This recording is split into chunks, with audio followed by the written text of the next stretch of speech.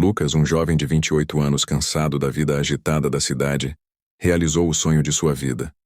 Comprou uma fazenda antiga, no interior de São Paulo, a 40 quilômetros de Cruzeiro. A propriedade era enorme e isolada, com uma casa colonial de paredes brancas e telhados de barro. Para se sentir mais seguro na imensidão da propriedade, ele instalou um sistema de segurança com câmeras em todos os cantos, com a imagem sendo transmitida diretamente para um monitor em seu quarto.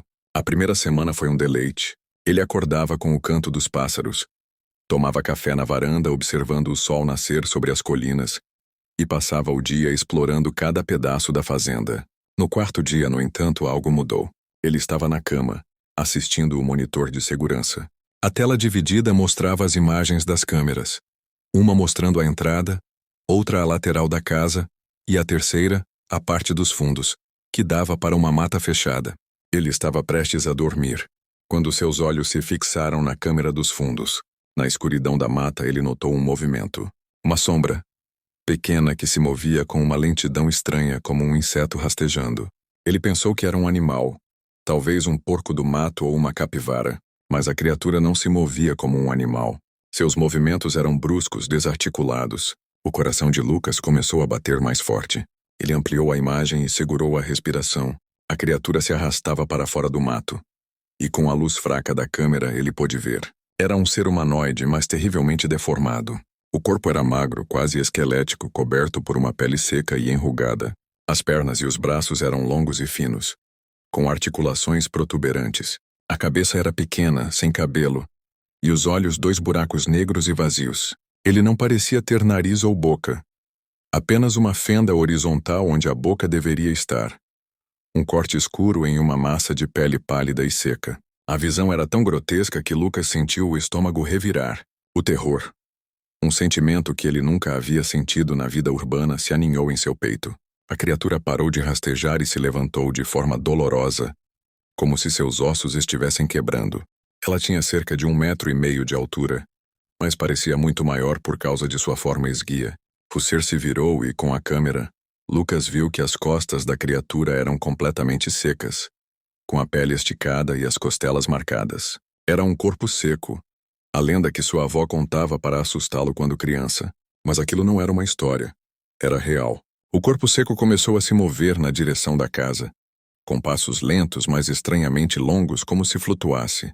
Lucas sentiu o pânico se instalar, e a voz de sua avó ecoou em sua mente.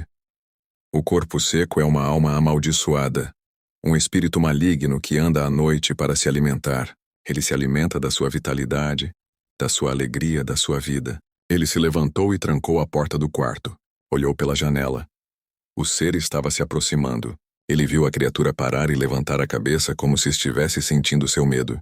A criatura chegou à varanda, e Lucas podia ver a sua forma distorcida e esquelética se movendo na luz fraca. Ele ouviu um som. Não um som de voz, mas um som de ossos rangendo. Um som de carne seca se esticando. Ele olhou para o monitor e viu a criatura se aproximar da porta. Ela ergueu a mão, uma mão fina com unhas longas e escuras, e tocou a porta. A madeira, que antes parecia sólida, estalou sob o toque. Lucas sabia que não duraria muito. Ele se encolheu no canto do quarto com o coração batendo descontroladamente. Ele pegou o celular e tentou ligar para a polícia, mas o sinal era fraco. O telefone não funcionava. A solidão que antes ele tanto amava agora era um fardo. Ele estava sozinho, e o corpo seco estava na porta. O som da porta se abrindo e o ar gelado que invadiu a casa fizeram Lucas soltar um grito de pavor. Ele se encolheu mais ainda, rezando para que fosse um pesadelo, mas não era. Ele ouviu o som de arrastar de pés de unhas longas raspando no chão. A criatura estava dentro de sua casa. Ele podia sentir o cheiro de terra seca e putrefação. O terror o paralisou. Ele olhou para a porta do quarto e viu uma sombra alongada e fina na fumaça. A porta do quarto se abriu lentamente e o corpo seco apareceu. Os buracos negros de seus olhos se fixaram em Lucas, e ele sentiu como se a alma estivesse sendo sugada de seu corpo. Ele sentiu a sua vitalidade, a sua alegria, a sua vida, sendo drenada como a água de uma fonte. Ele tentou gritar, mas a voz não saiu. A criatura se aproximou e ele sentiu a sua mão fina e fria tocar a sua testa. A escuridão o consumiu, e ele sabia que nunca mais seria o mesmo. A paz que ele havia procurado, ele a encontrou. mas não de forma que ele esperava.